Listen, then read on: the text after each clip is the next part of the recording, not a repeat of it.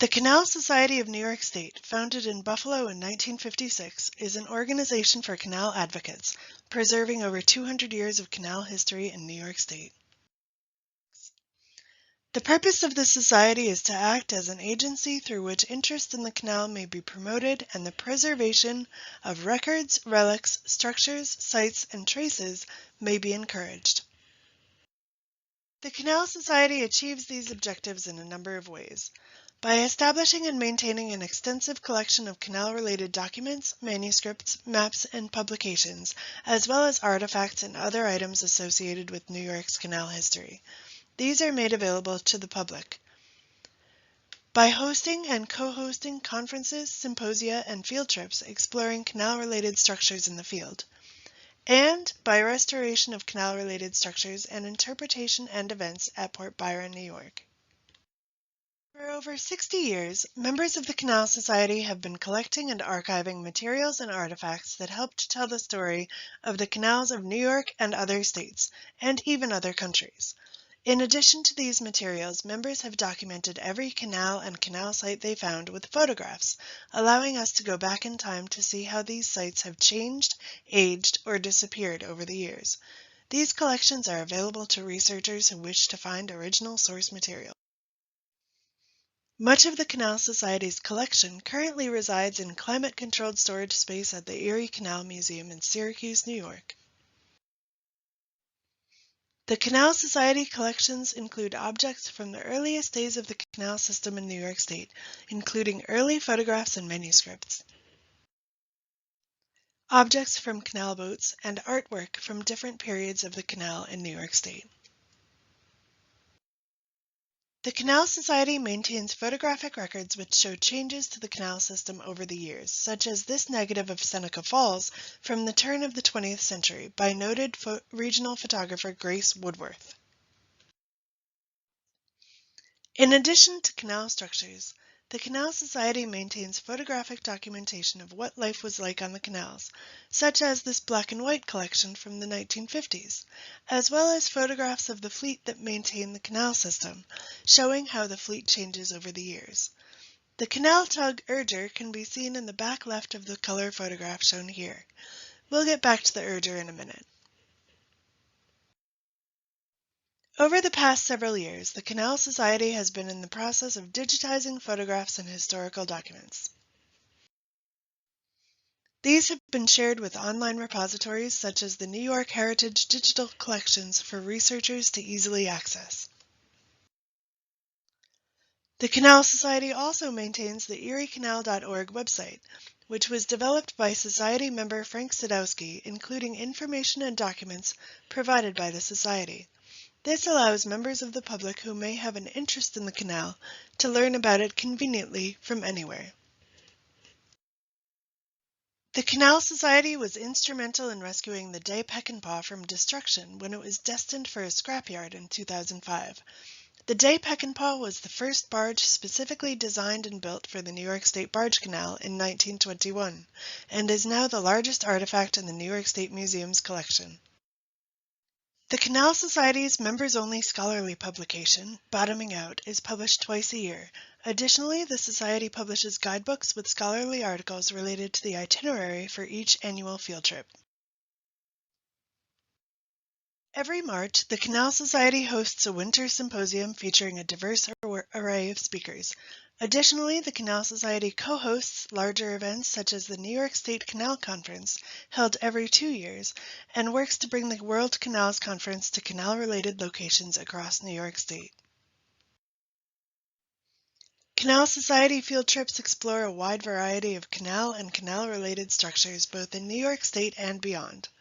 In recent years, attendees have been able to explore watered sections of historic canal structures and tour inside a working hydroelectric plant on the Oswego Canal.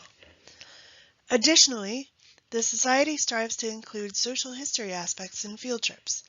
In 2017, the spring field trip to Rome and Utica commemorated the 200th anniversary of the beginning of construction on the Erie Canal. The trip also introduced the 100-plus attendees to the Utica State Hospital, known as the New York State Lunatic Asylum when it opened in 1843. Only a quarter mile from the canal, building materials for the asylum were brought in by canal boat, and it would have been clearly visible to canal boats passing in both directions.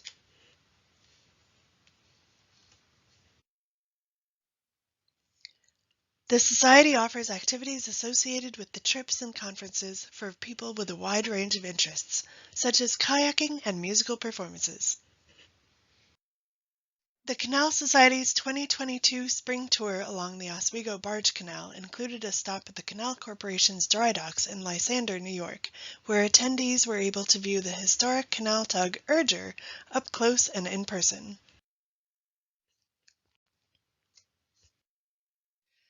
The Old Erie Canal Heritage Park at Port Byron, opened in 2016, offers direct access and parking from both the New York State Thruway eastbound lanes and from New York Route 31 through the village of Port Byron. The Heritage Park sits on 18 acres that encompass a visitor center staffed largely by volunteers, an enlarged Erie Canal lock, and multiple authentic 19th century buildings that stood along the canal here. The park is fully ADA compliant and dog-friendly. Paved paths take the visitor through enlarged Erie Canal Lock 52 at Port Byron.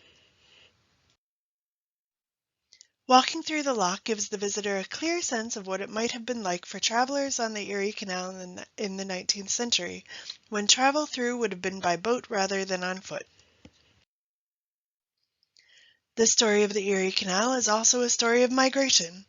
Part of the interpretation at the Heritage Park includes the experiences of some of the African American community in the area, such as the story of Ben White, who owned the adjoining dry dock property after the canal closed. Ben White was mayor of Port Byron, likely the first African American voted as a mayor in New York State. His brother-in-law appears in this picture, third from left, in front of the Kern store, which was located on the south edge of Lock 52. The Erie Canal story is also one of immigration. The Erie House, pictured here, is an 1894 canal-side saloon and boarding house, which is now restored and open to visitors at the Heritage Park.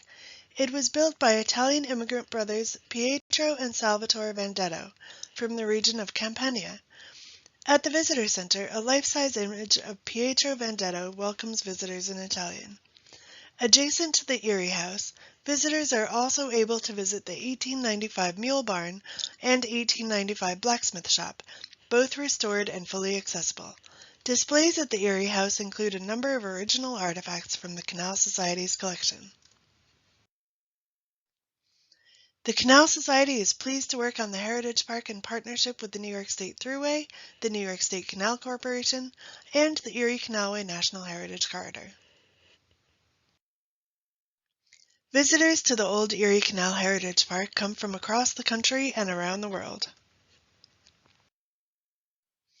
Interpretation by the Canal Society at the Visitor Center also includes operational models of Erie Canal locks, so that people can understand how a lock works before they walk through one.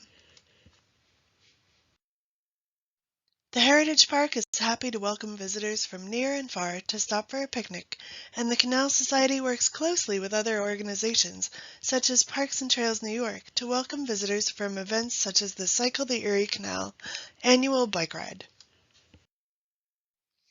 The Heritage Park has enormous potential for school field trips and offers dedicated bus parking in both visitor lots.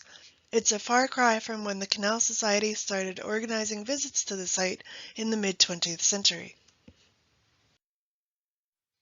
In June 2022, the Canal Society closed on its newest acquisition and began on another adventure, the Samuel Center for Canal History in Port Byron, New York.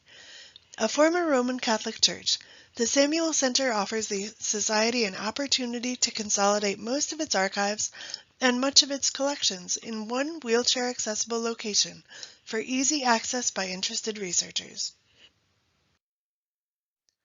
Additionally, the Center for Canal History will serve as a community center in the underserved rural area of Port Byron, with events already scheduled within weeks of closing on the sale, including the Eliza story, a recounting of the journey of an enslaved woman to freedom in upstate New York. Thank you for your time. We hope to hear from you soon.